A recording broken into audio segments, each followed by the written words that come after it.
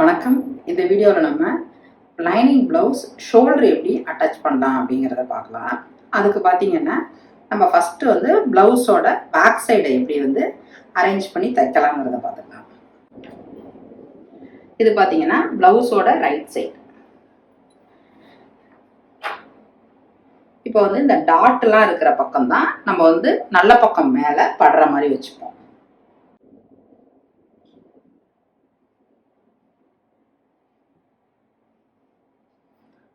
வச்சுட்டு இந்த நெக்கை வந்து லைனிங்கில் நம்மளுக்கு தகுந்த அளவுக்கு உங்களுக்கு எந்த அளவுக்கு நெக் டெப்த்து தேவையோ அந்த அளவுக்கு நீங்கள் வந்து கட் பண்ணி வச்சுக்கணும். இந்த நெக்கை ஒட்டுன மாதிரி 1/4 இன்ச் டிஸ்டன்ஸில் 2 ஸ்டிச்சு நம்ம வந்து போட்டுக்கணும். நம்ம இப்போ வந்து நெக்கை ஒட்டுன மாதிரி ஒரு 1/4 இன்ச் டிஸ்டன்ஸில் 2 ஸ்டிச்சு போட்டுட்டோம். இப்போ அடுத்தது நம்ம இந்த மெயின் மெட்டீரியலை நம்ம இப்போ வந்து கட் பண்ணி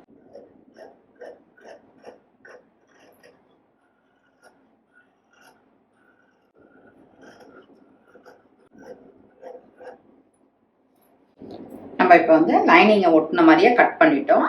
அடுத்தது சின்ன சின்னதாக வந்து நூலில் படாத அளவுக்கு ஒரு சின்ன ஸ்லிட்டு போட்டு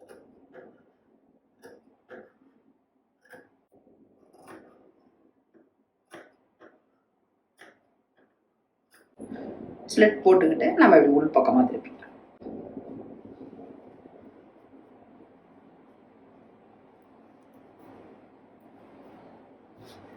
உள் பக்கமாக திருப்பிட்டு நீங்கள் ஒரு அயன் பண்ணுறத கூட பண்ணிக்கலாம்.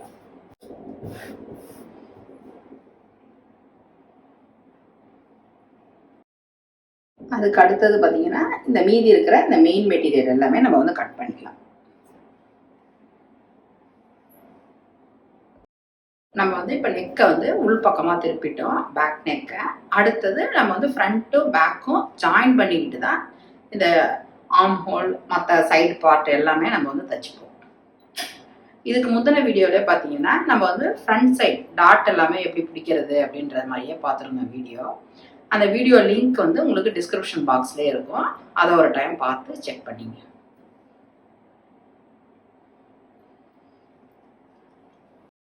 நம்ம வந்து இப்போ பேக் சைடை மேல் பக்கமாக எடுத்து வச்சுக்கணும். அதே மாதிரியே ஃப்ரண்ட் சைடும் மேல் பக்கமாக ரைட் சைடு ஃபேஸ் பண்ணுற மாதிரி இப்படி வச்சுக்கணும்.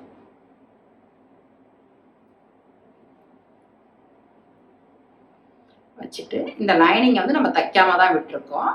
இந்த பேக் சைடில் இருக்கிற லைனிங்கை இது மாதிரி ஃப்ரண்ட் சைடுக்கு இப்படி எடுத்துகிட்டு வந்துடணும்.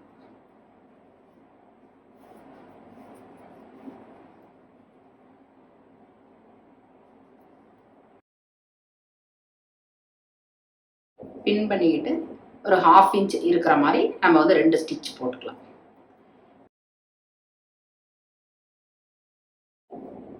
இதே மாதிரியே தான் இந்த சைடுமே நம்ம ரெடி பண்ணிக்கலாம்.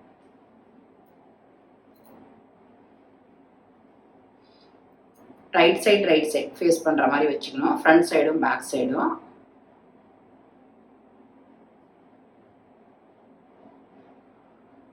ஃப்ரண்ட் சைடு நெக்கும் பேக் சைடு நெக்கும் கரெக்டாக அப்படி எட்ஜ் டு எட்ஜ் இப்படி இருக்கிற மாதிரி இருக்கும்.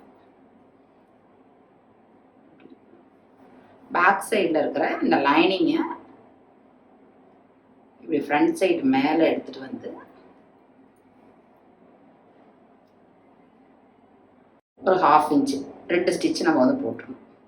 இது வந்து இன்வெசிபிள் ஷோல்டர் அட்டாச்மெண்ட். இது பார்த்தீங்கன்னா எந்த பிசுறு எதுவுமே தெரியாமல் நல்லா நீட்டாக இருக்கும் நம்மளுக்கு ப்ளவுஸ்.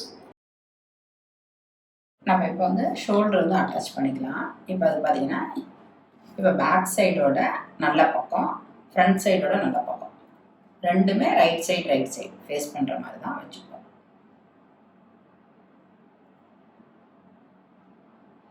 வச்சுக்கிட்டு ரைட் சைடு ஃபேஸ் பண்ணுற மாதிரி வச்சுட்டு இப்போ பேக் சைடில் இருக்கிற இந்த லைனிங் எடுத்து இப்படி மேல் பக்கமாக நம்ம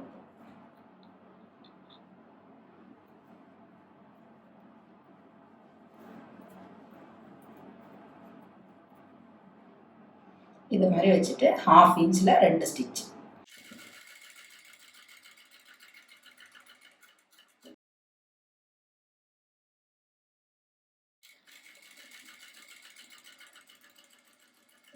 இப்போ பார்த்தீங்கன்னா நம்ம தைச்சிட்டோம். இப்போ ஓப்பன் பண்ணோம்னா நமக்கு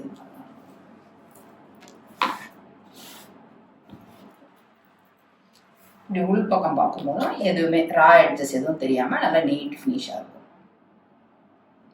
நம்ம போடும்போதும் பார்த்தீங்கன்னாலும் எதுவும் அந்த நம்மளோட ஷோல்டரில் உளுத்தாமலும் நல்லா நீட்டாக இருக்கும். அதுக்கு அடுத்தது கூட நீங்கள் ஃப்ரண்ட்ல இருந்து பேக் நெக் வரைக்கும் எல்லாமே பார்த்தீங்கன்னா நம்ம வந்து டாப் ஸ்டிச் போட்டுக்கலாம். இந்த ஷோல்டரை அட்டாச் பண்ணிட்டு டாப் ஸ்டிச் போட்டுக்கலாம். இதே மாதிரியே அடுத்த சைடு நம்ம போட்டுக்கலாம். இவ்வளோ நேரம் இந்த வீடியோவை பார்த்ததுக்கு ரொம்ப நன்றி. நம்ம வீக்லி அப்லோட் பண்ணுற வீடியோஸ் நோட்டிஃபிகேஷன் வரணும்னா நம்ம சேனலை நீங்கள் சப்ஸ்கிரைப் பண்ணிங்க. ஏதாவது டவுட் இருந்ததுன்னா எப்பொழுதும் போல் கமெண்ட் பாக்ஸில் தெரிவிங்க. அடுத்தடுத்த வீடியோவில் நான் கிளியர் பண்ணுறேன். Thank you so much.